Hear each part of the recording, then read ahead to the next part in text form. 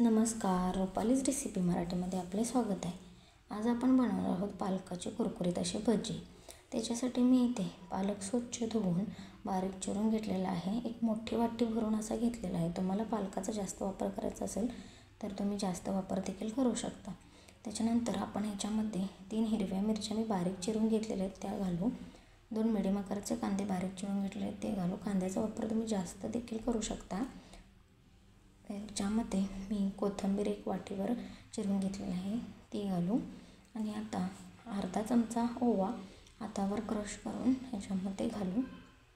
2 चमचे तांदळाचं पीठ, 2 चमचे रवा घातल्यामुळे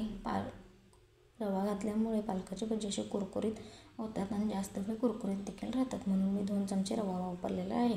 रवा घालून नक्की भजी ट्राय करून बघा, खूप छान लागतात. अर्धा चमचा हळद, 1 चमचा लाल तिखट आणि चवीनुसार मीठ अशा पद्धतीने मी घातलेलं आहे. याच्यामध्ये 1 वाटी बेसन घेतलं होतं, त्यातलं अर्धी वाटी आपण घालू आणि हे मिक्स करून घेणार आहोत. पालक ओलसर असल्यामुळे याच्यामध्ये पाण्याचा कमी प्रमाणात वापर होतो. तुम्ही पाहू शकता पूर्णपणे पालकामध्ये आपलं अर्धी वाटी बेसन मिक्स झालेलं आहे. आता अजून अर्धी वाटी आहे ते देखील याच्यामध्ये आपण मिक्स करून घेणार आहोत.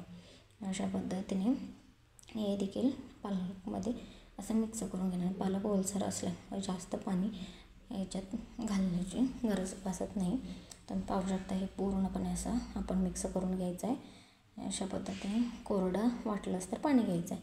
आता पूर्ण मिक्स झाल्यानंतर हे कोरडं थोडंफार आहे, त्याच्यासाठी थोडंसं आपण याच्यामध्ये पाणी घालू आणि पुन्हा एकदा असं मिक्स करून घेऊ. जास्त पाण्याचा वापर करायचा नाही.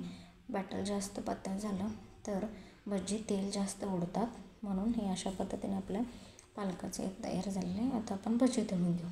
त्याच्यासाठी मी कढईमध्ये तेल गरम करत ठेवले होते. ते आपण आता भजी सोडू.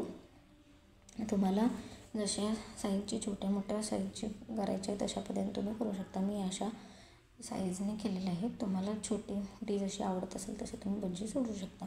मिडियम गॅस करून आपण ही भजी अशी भाजून घेऊया.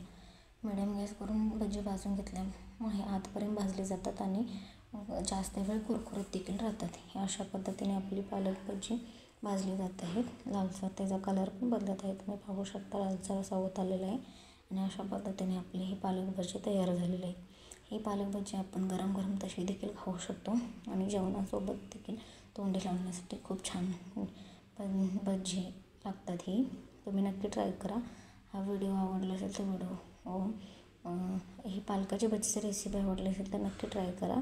ही अशी कुरकुरीत अशी भजी गरम गरम खायला खूप छान लागते. तुम्ही पाहू शकता खूप छान साध्या सोप्या पद्धतीची रेसिपी आहे.